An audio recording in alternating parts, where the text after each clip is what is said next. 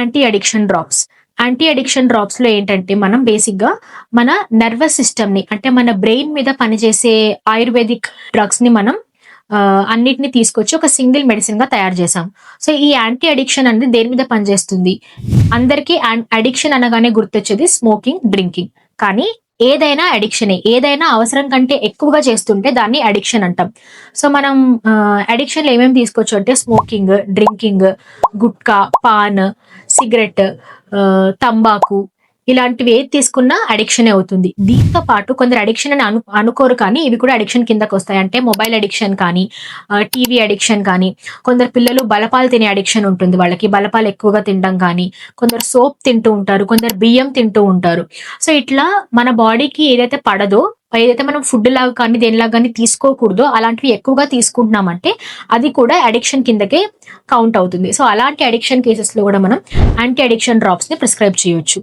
దీంతో పాటు ఒకవేళ స్మోకింగ్ అండ్ డ్రింకింగ్ ఎక్కువగా అలవాటు ఉన్న వాళ్ళకి ఆ ఫుడ్ అవి తీసుకుంటుండడం వల్ల వాళ్ళ లివర్ కానీ వాళ్ళ లంగ్స్ కానీ దెబ్బతింటూ ఉంటాయి. సో అట్లాంటి కండిషన్స్ లో వాళ్ళకు కూడా మనం యాంటీ అడిక్షన్ డ్రాప్స్ ప్రిస్క్రైబ్ చేయొచ్చు. సో ఇది నర్వస్ సిస్టమ్ కామింగ్ మెడిసిన్స్ అన్ని దీంట్లో ఉన్నాయి కాబట్టి నర్వస్ సిస్టమ్ ఇష్యూస్ ఉన్న వాళ్ళకు కూడా మనం యాంటీ అడిక్షన్ డ్రాప్స్ ప్రిస్క్రైబ్ చేయొచ్చు. అంటే ఓవర్ థింకింగ్ ఉన్న వాళ్ళకి, లేకపోతే ఇన్సామ్నియా ఉన్న వాళ్ళకి, నిద్రలేమి ఉన్న వాళ్ళకి, లేకపోతే కాన్సన్ట్రేషన్ సరిగా కుదరకపోయిన వాళ్ళకి, ఫోకస్ సరిగా లేకపోవడం వాళ్ళకి, మెమరీ సరిగ్గా ఉండట్లేదు, ఇలాంటి కండిషన్స్ లో కూడా మనం యాంటీ అడిక్షన్ డ్రాప్స్ ని ప్రిస్క్రైబ్ చేయొచ్చు. తర్వాత కొందరు రీసెంట్ గా అడిక్షన్స్ ఉండి వాళ్ళు మానేసిన వాళ్ళు ఉంటారు. వాళ్ళే వాలంటరీగా వద్దు అనుకొని మానేసిన వాళ్ళు.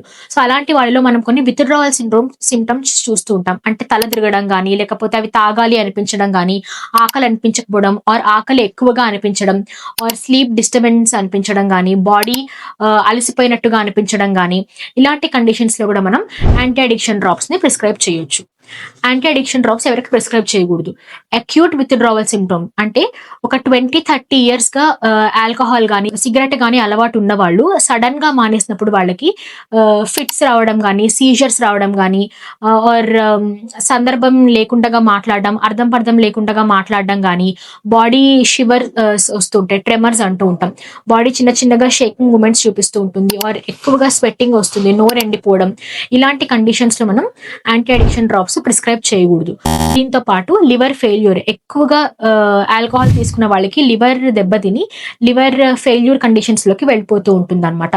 సో అలాంటి వాళ్ళకి మనం ప్రిస్క్రైబ్ చేయకూడదు. దీంతో పాటు pregnant women, lactating, feeding mothers కి, తర్వాత 18 ఇయర్స్ కంటే తక్కువ ఏజ్ ఉన్న వాళ్ళకి, దాంతో పాటు యాంగ్జైటీ, పానిక్ డిజార్డర్ ఉన్న వాళ్ళకి ఇవ్వకూడదు.